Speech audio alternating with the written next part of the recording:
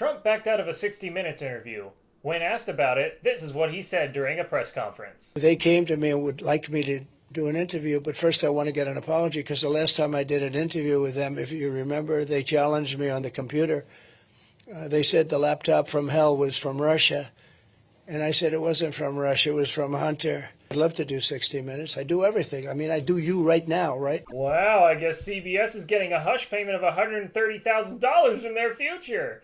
Welcome to Late News Last Night. I'm Jacob. Let's do some more headlines.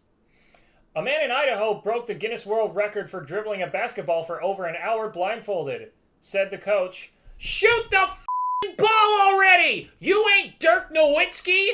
Guys, don't be mad. I don't know nothing about basketball. One of my friends who kind of checks in on the Clippers every so often helped me out with it.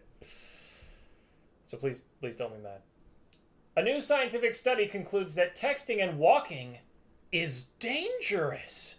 This posted on No Shit in Sherlock blog. That's a funny joke. I'm going to text that to my mom. No. Hurricane Milton is currently devastating Florida, and our thoughts go out to the real victims of the disaster, the insurance companies. Apparently, they're getting devastated by this whole thing, which may explain their new slogans. Nationwide is on your side unless you live in Florida. Like a good neighbor, State Farm is there. And by there, of course, we mean not Orlando. Are we even farmers? Bum, ba, bum, bum, bum, bum, bum, bum, bum. Before we continue, I'd like to thank our sponsor, Wet Sandwiches, for when you're stuck in the middle of the night in rural Gig Harbor. Sure, you could drive 20 miles to the nearest Taco Bell, but it doesn't beat having gross food right now. The reviews are in, and people are calling it edible. So get your wet sandwich today, available at your local sketchy gas station mini-mart. Last week, Marjorie Taylor Greene posted that they control the weather, and later implying that Democrats were the they.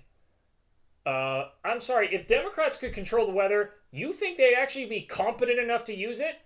Anytime they made a decision to use it, it would just get stuck in committee because they'd be worried about hurting turtles or something.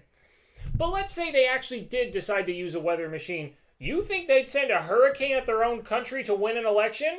No, they would just try and take everyone's guns by snowing out all the gun shops indefinitely. Then the weatherman would be like, as you can see, it's going to be partly cloudy with a chance of communism because the rain will be evenly distributed throughout the country. And Democrats, if you are using a weather machine, that's cultural appropriation of Jewish people. I'm just kidding. Nobody controls the weather except Latvians. You know why no one makes up a conspiracy about Latvia? It's because they're in on it! Latvia controls not just the weather, but Christmas! Latvia controls Christmas! Think about it! Santa lives at the North Pole, which happens to be 2,280 miles from Latvia. Coincidence? I think not.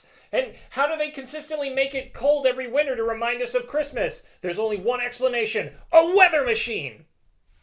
But seriously, why doesn't Marjorie Taylor Greene come out and say who they is? Only a coward wouldn't name the person they're accusing unless it's her. She's in on it! Ah!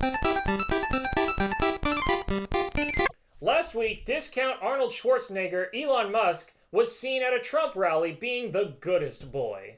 Company is the only reason we can now send American astronauts into space. Come here. Damn it, this always happens when we give him too much sugar. Let's put him down for a nap. Well, that's all the news I've got for now. Tune in next week when I talk about the vice presidential debate way too late. Don't forget to leave your hateful comments below.